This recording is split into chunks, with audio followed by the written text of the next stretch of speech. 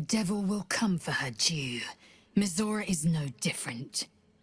Whatever it is she comes to offer, whatever choice Wyll makes, someone will suffer. Count on it. Whatever business Wyll has with Mizora, it will cost him dearly.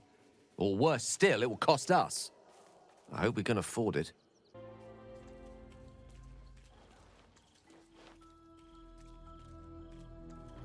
So when Vlaakith shows up, who can kill you with a thought, normal camp music. But when Mizora shows up, who has to be permitted by willful signature on your behalf to do anything, ominous music. Sorore surge, testis esto pacti me. Come, sisters, be my testament. Notum sit in Beator. Notum sit in Beator. You've heard of such devils. Sisters of justice. Adjudicators of diabolical contracts and bargains. Holy hells. Interesting. I don't recall sending out invitations to the Sisters of Justice. You do not call upon the sisters. They come when the hells demand witness. Enough, Mizora. Where is my father? How do I save him? How else? We bargain. Sisters. Infernos contractos te vocamos. Infernos contractos te vocamos. Infernos contractos te vocamos.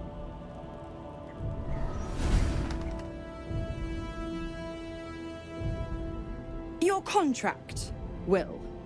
Signed in blood, forged in fire, bound in bone, but not unbreakable. What are you proposing? A life for a life. No contract is ended without sacrifice. The cost must be paid.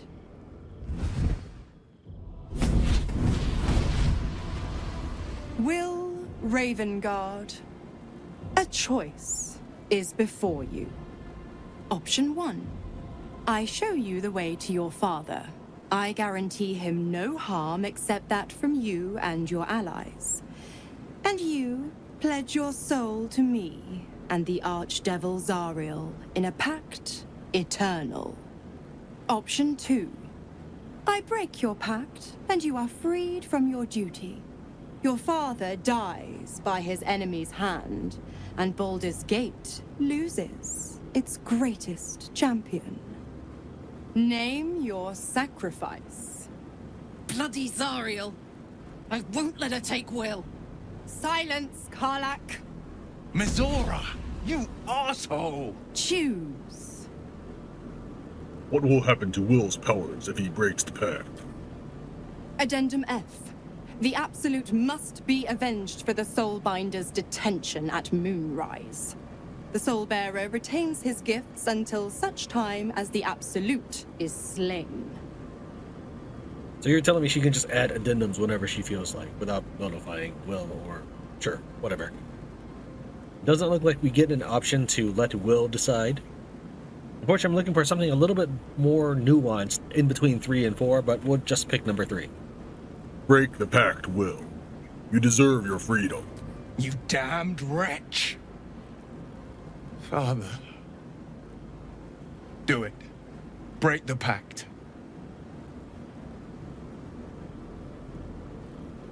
Fiat Ita. Fiat ita. Anima ad beator.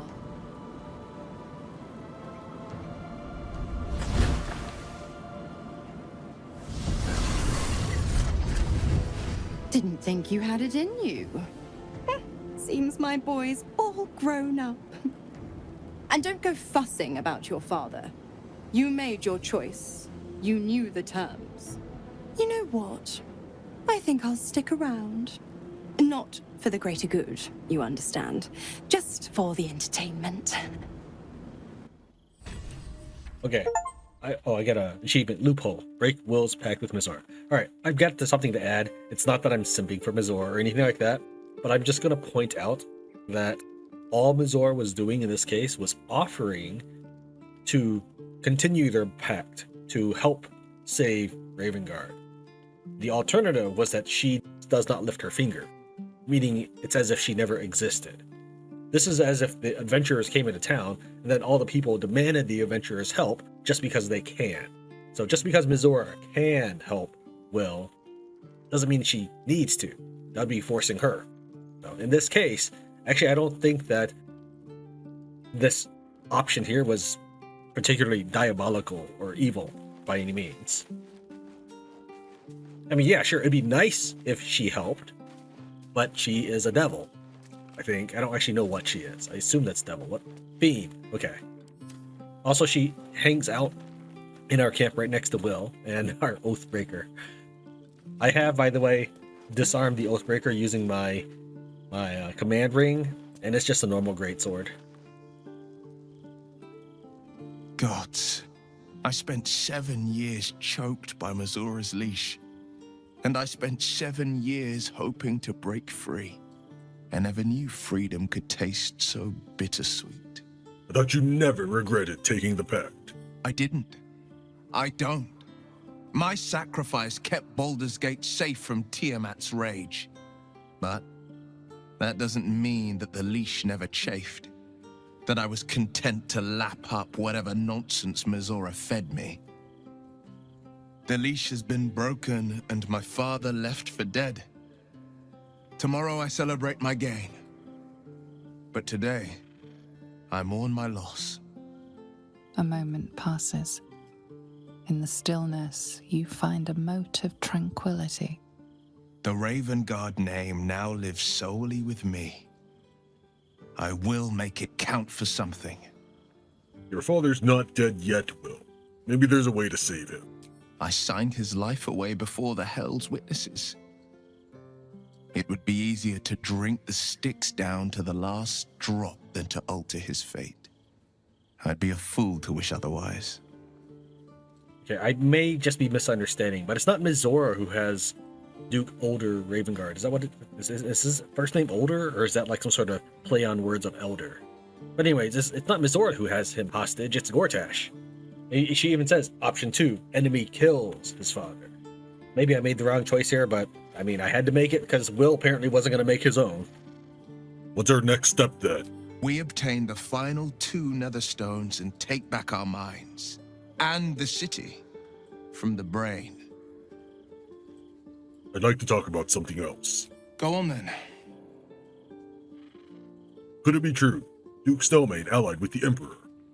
Mind flayers are like devils. They just sport tentacles rather than wings. Clever, manipulative, exploitative. The Emperor says he's a friend. I think we'd be fools to believe him. And maybe it's true. Maybe Stelmane allied with a mind flayer and subjected the city to their political will. Or maybe he made an offer she couldn't refuse.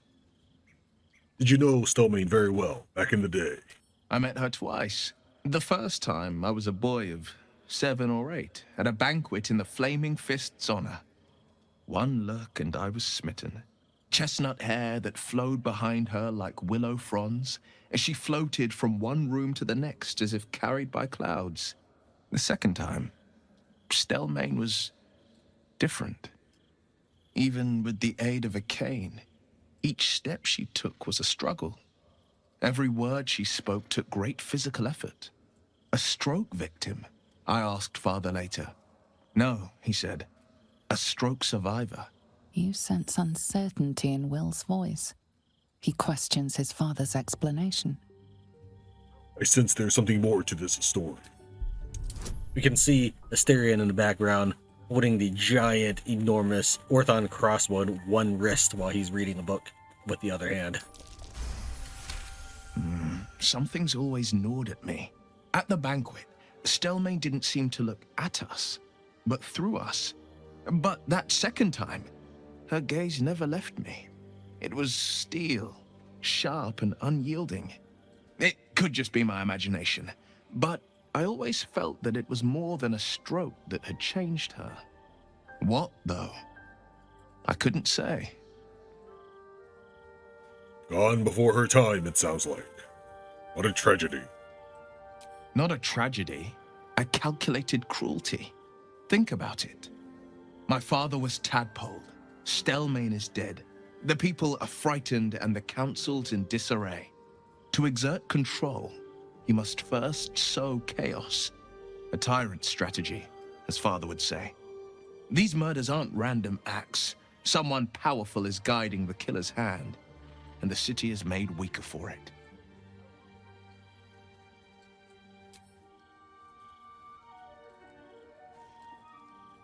Little Wyll's all grown up.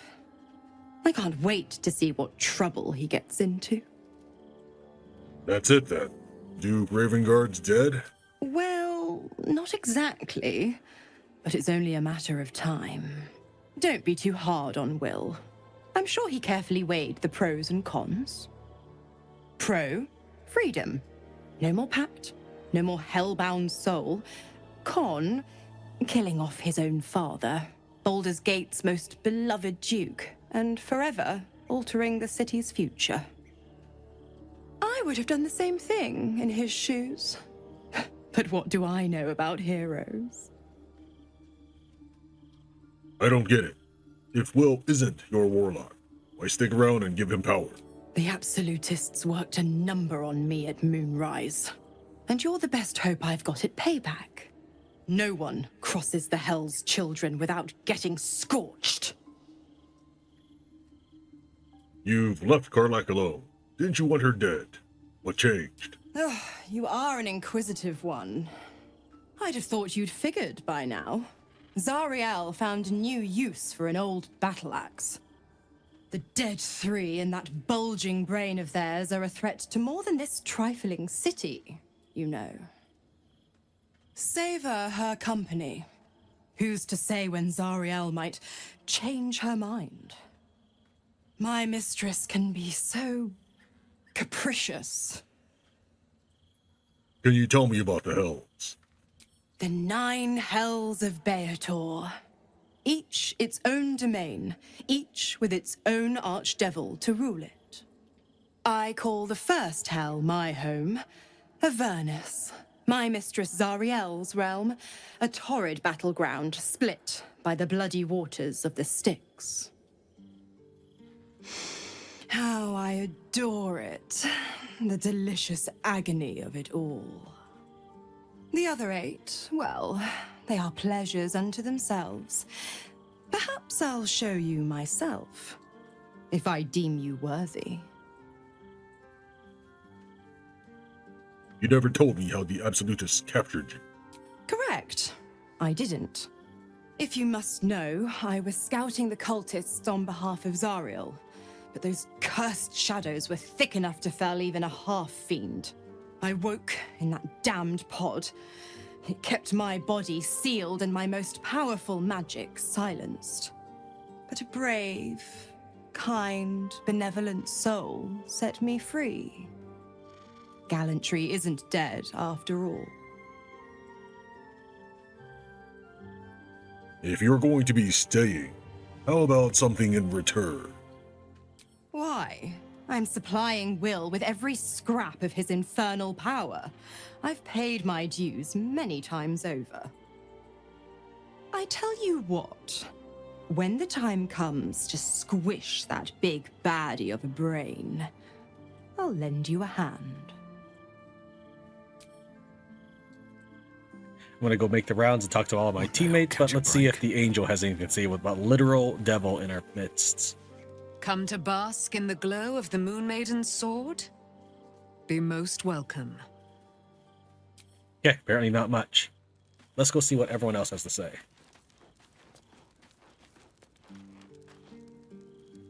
Hey, soldier. I did not know Duke Ravengard that well. But I am sure he would not want his son to become slave to Zariel for his sake. I am sure Wyll knows that. But we would do well to remind him. when his days grow dark. You sound like you speak from experience. No one truly understands the weight of loss until they've worn it a while. There is no shame in sharing the load when you need to.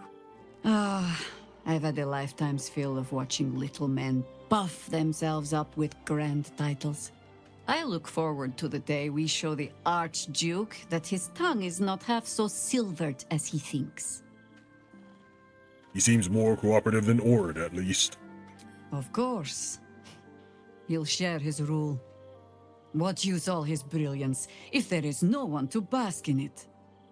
But even if we unite to command the brain, it's not as if we can leave the city under Bane's boot heel once it's done. We'd be back to the same old battle. Still, if you see sense in making an alliance, I won't question it. I'll just look forward to the inevitable breaking Gortash spoke of. And what do you think of his warning, the doppelganger in our camp? It would be irritatingly true to form, would it not? A Harper learns to doubt, to peer through every smile, question every look.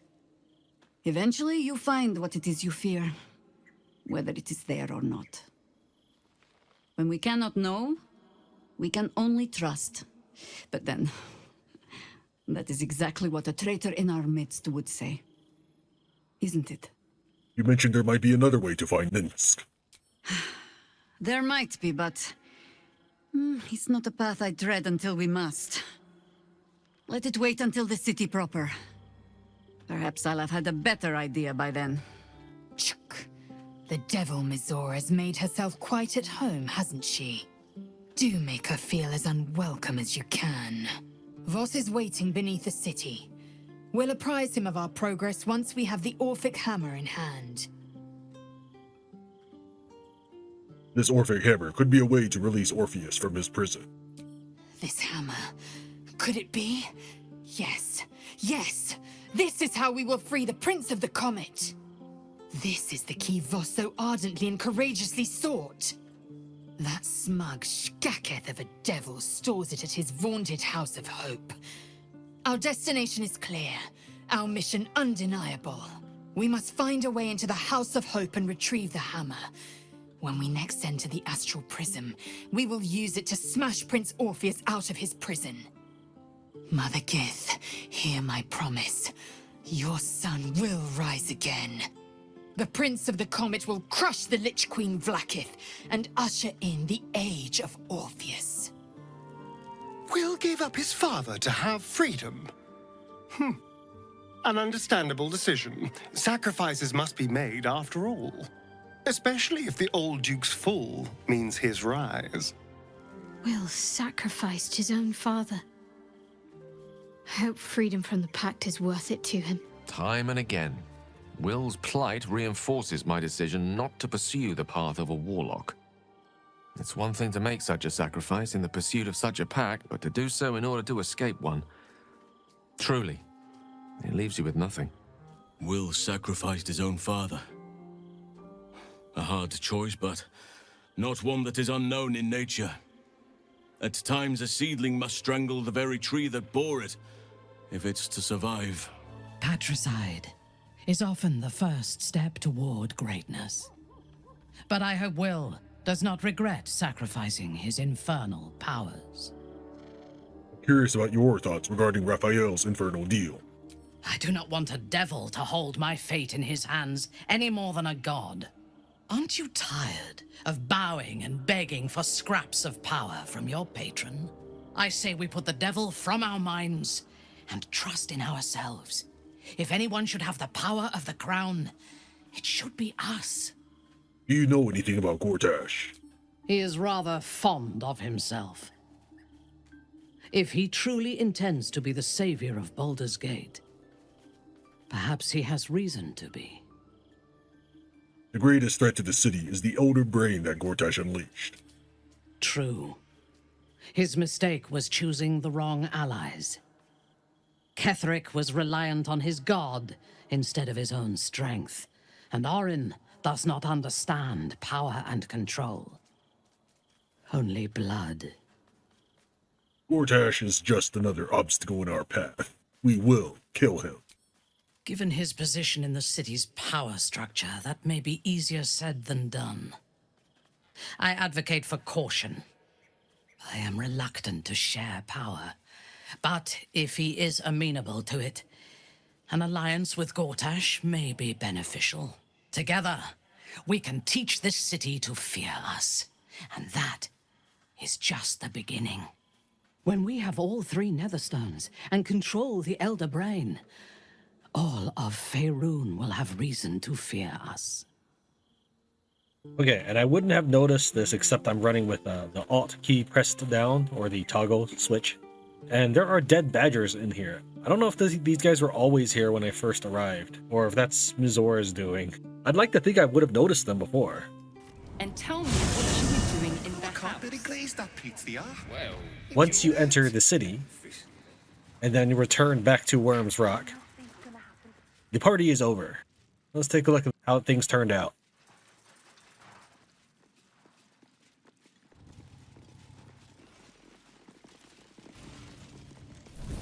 Oh, that is one heck of an after party. Yeah, I don't get this scene at all. If you talk to these characters, almost everybody, again, aside from like 2 people that were at this table, they're just drooling over Gortash, saying he's the most amazing man ever, and they can't wait to work for him. And as a result, he kills everybody? Look, I don't mind that there are dead bodies everywhere. In fact, I thought about trying to murder everybody so that I can get hordes of experience points. But I figured the game's going to cap me at 12. There's no real point to doing that. I'm going to tell you right now, if the game didn't cap me to 12, it probably would have been a bloodbath, okay? But still, there's no point to this. Even when we raid Gortash's room, which we do want to do this episode, we raid Gortash's room, he talks about infecting Duke Dillard Portier as like maybe the second or third guy, maybe even the first guy he should be worried about infecting with a tadpole. He does mention that his niece is more pliable and could be used too. So we'll go and chalk that up to why Duke Dillard Portier dies here. But there definitely are notes talking about how they can use Portier. Anyways, yeah, all these people are dead, and I don't know why. I really don't. Other than to point the fact that Gortash is big evil.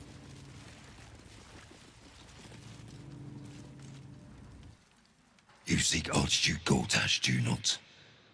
Take the door to the right of the throne, just through the grating. But know this. If you do not possess the stone he requires, he will cleave you straight through. I trust nothing more needs to be said on the matter. This place looks like a slaughterhouse. What happened? My lord requires a clear path to his magnificent future. We cut away the troublesome Bramble. Do not face him without Orin's Netherstone in hand, or you will meet the same end. Yeah, so what is the point of being praised Archduke in front of the audience that you just then kill before letting them leave to spread news of your awesome Archdukeness? This is what I would expect from Orin, not from the guy who wants to become the next big political player. You just approach here and start trying to go in, then this guy, even though it's red, it's okay, it's safe to click on this. Then the Steel Watcher will question you. Citizen Fluffington, I advise caution. This area is restricted, under orders of Lord Enver Gortash. Now, I didn't know that they would say Citizen Fluffington in other circumstances, but I am happy with my choice here, because I like it better than not having any name at all. But yeah, I'm tempted to name our character Fluffington for good. Lord Gortash is expecting me. State your business. I have Orin's Netherstone.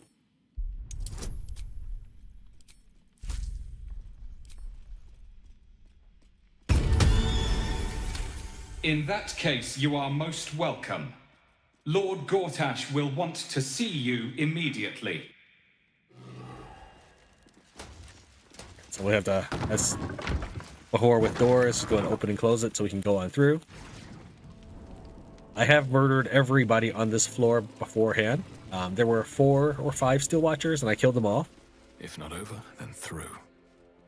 There were something like 3 guards in here, and I also killed them as well. But here's the cool part. Then the game spawns in new bodyguards for Gortash. You can see them here. This time they're hiding around a little more carefully to keep you from going berserk and killing them. So these are brand new guys, like Iron Console Garmin. That was not the guy that was here before. And there's also Iron Console Stalwart and Black Gauntlet Stygian. These were not the same characters. And unfortunately, I don't really recall any notable loot on either the predecessors or the current guards. Do note, by the way, before you go liberal with your use of barrels and other explosive devices, that all the documents on this table can be destroyed. You notice that they have hit points. We obviously don't have the Netherstone, but we're going to read the documents at this time since we have made it up here. It's hard to keep a good woman down, isn't it, Karlach? I don't know. You managed it for a solid decade. I never meant to harm you, dear. Merely to help you realize your vast potential. You sent me to the hells. You let Zariel take my heart, as though any of it was yours to give away. The greater good, Karlach. Something I wouldn't expect you to understand. Don't lecture me about goodness. You don't know the first thing about it, but I do. I give a shit. I don't hurt the people I love, and I keep my promises too. Let's not be too hasty. We ought to respect our alliance with Gortash. The man doesn't know the meaning of the word respect. He'll double-cross us at the first opportunity. You're wrong, Karlach. I'm sorry you're still sore about how things ended between us, but that was 10 years ago. We must look to the future. You have no future. There will come a time, sooner than you think, when death comes knocking on your door. You'll swing that door open, and you'll cower before what you see, and you'll beg, "Please, Karlach, spare me. I can't wait." There was one document. It was in the prison on one of the skeletons there that says his name's something like Enver Flynn, not Enver Gortash. So that might come in handy once we enter the city. Let's take a look at some other stuff we've got here. His memoirs.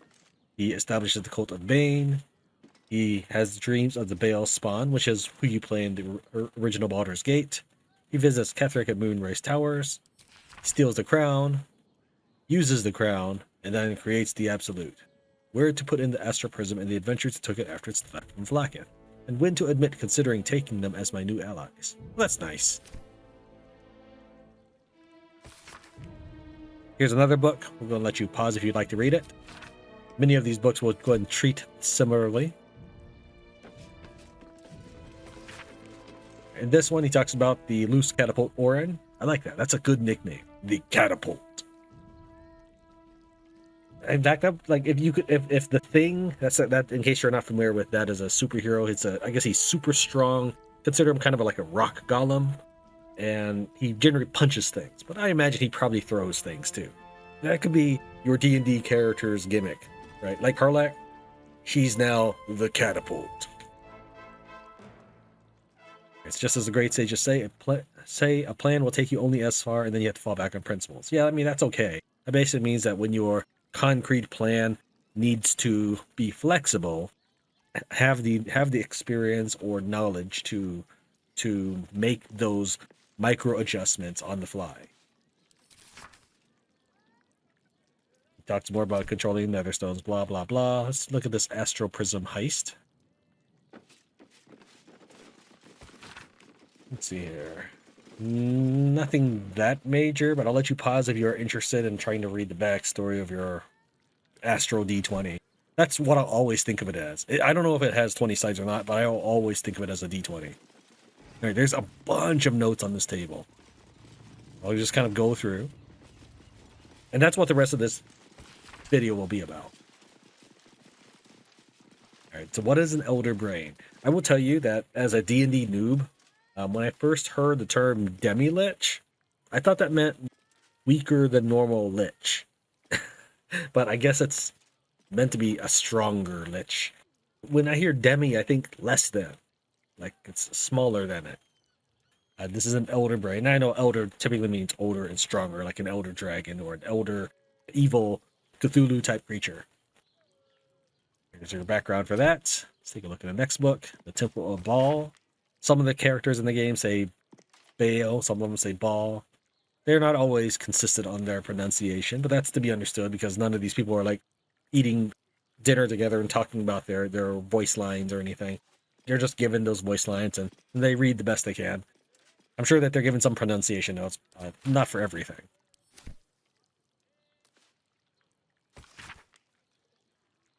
Here, this talks about the Steel Watcher, which I still give some consideration to how Karlach was created. Gortash hands Karlach over and gets Steel Watcher plans in return, and Zariel gets somebody to put a heart in. I don't know really what. I mean, that just sounds dumb. I don't know if I'm overthinking it or underthinking it, or maybe I just don't know enough background lore, but Zariel, assuming she's this high and mighty demon or devil, probably, not demon. Demons are chaotic, I believe, and devils are lawful. So she's like this high and mighty devil. She's gonna have plenty of people that she can stick an infernal engine in. She doesn't need a slave who doesn't want to be there. I'm sure there are plenty of people who would happily do so for her, especially if it meant they get more power. More invasion plans of the Sword Coast. We've seen that plenty of times, as well as an invasion plans for Baldur's Gate. Good to know he's thinking outside the box here. Let's see what else we got. The Stelmane connection. As previously reported, the position of the Knights of the Shield as the leading smuggling syndicate in Baldur's Gate is strong, anomalously so. The Knights of the Shield, I believe, are Stelmane's troops, who are, in essence, the Emperor's troops.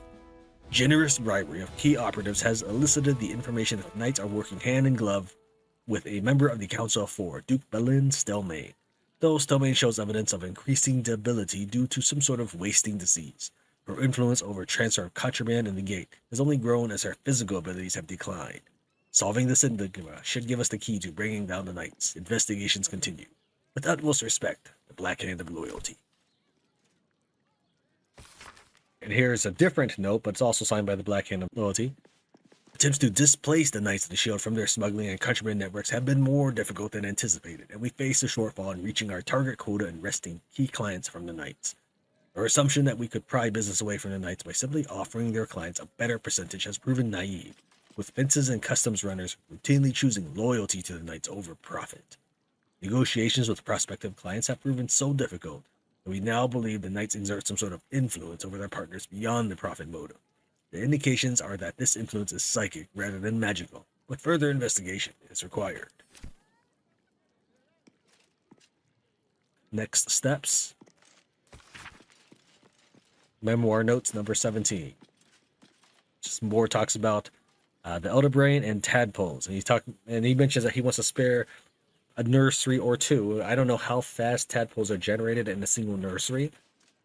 We'll say, I don't know, since we have 8 companions who are tadpoled right now, and one of them probably, Minthara specifically, would have been done so earlier, I would imagine. We'll say 7 characters have been tadpoled. Say in 3 months, 7 tadpoles in 3 months, maybe. Well, no, we've eaten a lot of tadpoles, and then we found a whole barrel full of tadpoles. So no, it's got to be way more than that. Now, my question is: are all of ours netherese tadpoles? Are all the ones we've been eating netherese tadpoles? I only remember that term because, other than Gale's story in The Crown, but when Auntie Ethel was removing your eye, she says your tadpole's netherese. Does that mean that all the tadpoles we've been collecting are also netherese? Or what? I'm not sure I understand that.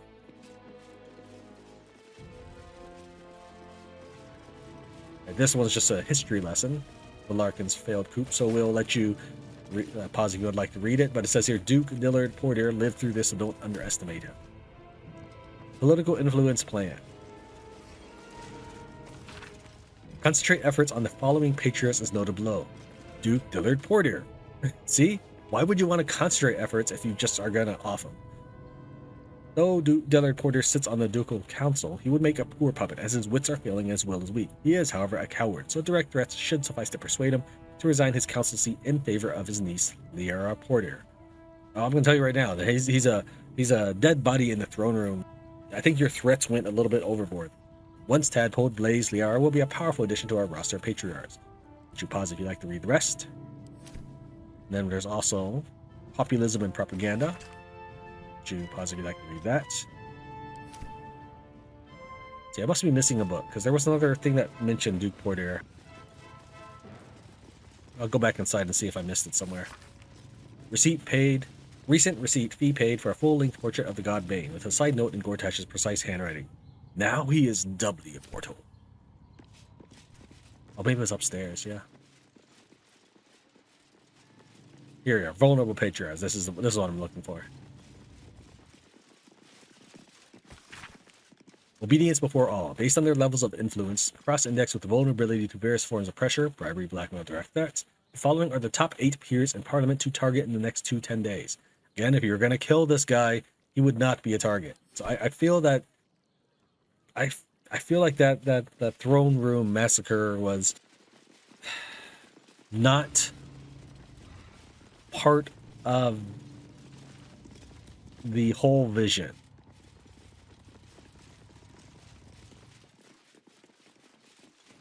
I don't know what this is for. It doesn't have hit points, but it would be amazing if it did, because I would kind of wonder if I could kill Gortash by dropping the bell on him. But it doesn't even look like the bell moves. I think I hear a bell. If I click on it, let's click on it again. But I have no idea if that's just ambient sound I supposedly heard.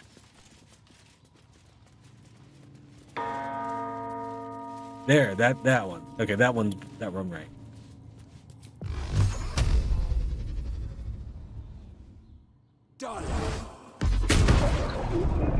Since it doesn't have a health bar, I don't think I can actually damage it. But it would be cool if that was like the plan. I don't think it is. I think we just gotta, do a regular battle, which I'm not worried about. But I just thought it would have been cool.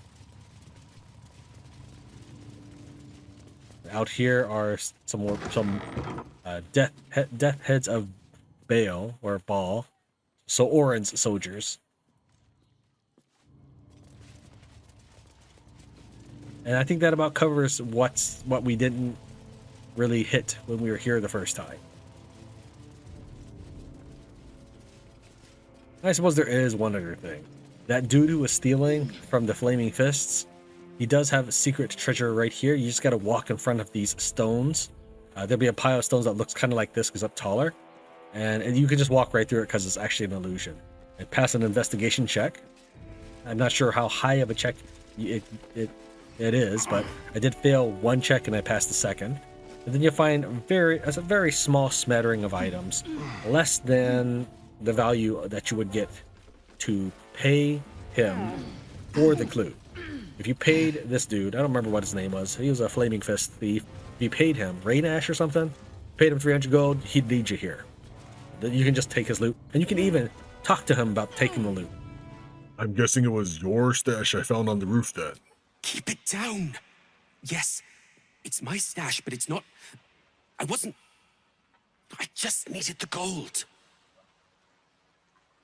I won't tell anyone for the right price. Are you blackmailing me? Of course you are. I can't believe they expect me to die protecting lowlifes like you. You already found my stash. That was all I had. It's over. All right? Finished. Now get out. This is a restricted area.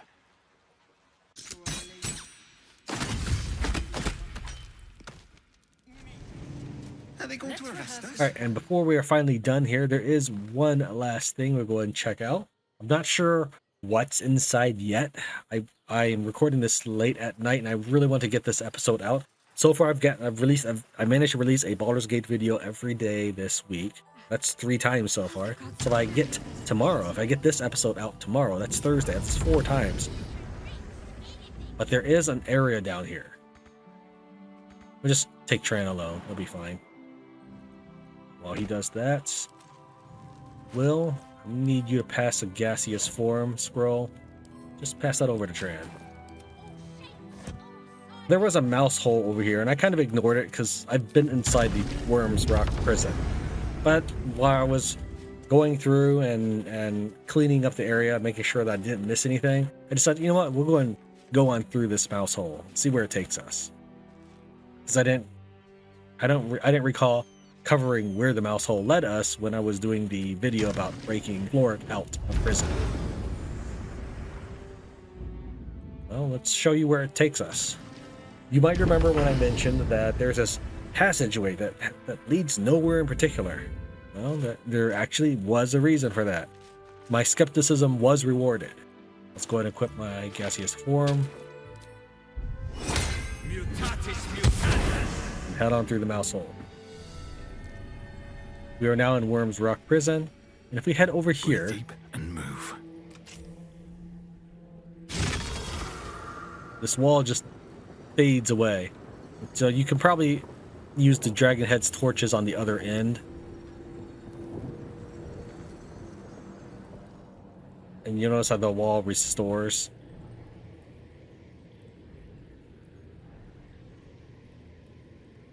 If you weren't through the mouse hole, just use those dragon torches.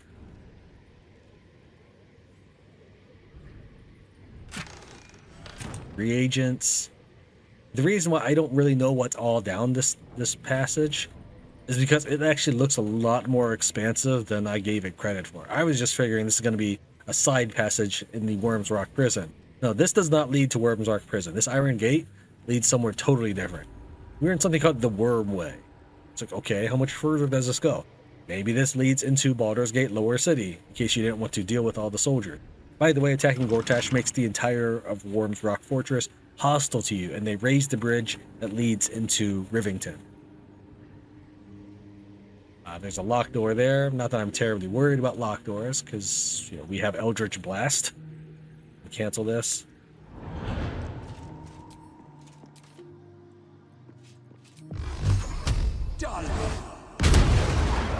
I'm not entirely sure, but if the next episode might be me looking through the Wyrm Way and seeing what's down this way.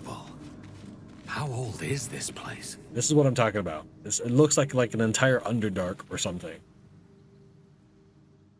Okay, but I wanted to make this episode rounding out our characters because Mizora was only going to show up if we did a long rest. So I wanted to make our camp conversations episode, since those are associated with our long rests. Thank you very much for watching Tran Wins Baldur's Gate 3. I'll see you next time, where we either enter Baldur's Gate or explore the Wyrm Way. I can't wait to see what trouble he gets into. You forced Wyll to make an impossible choice. Impossible? My bargain was uncommonly reasonable. A single soul for the return of Baldur's Gate's most beloved Duke.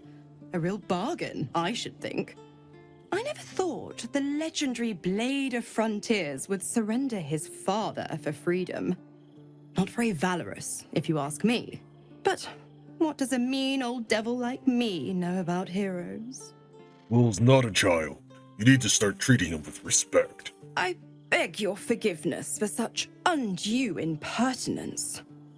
From now on, I promise him the same measure of respect he's shown his father. Oh, I almost forgot.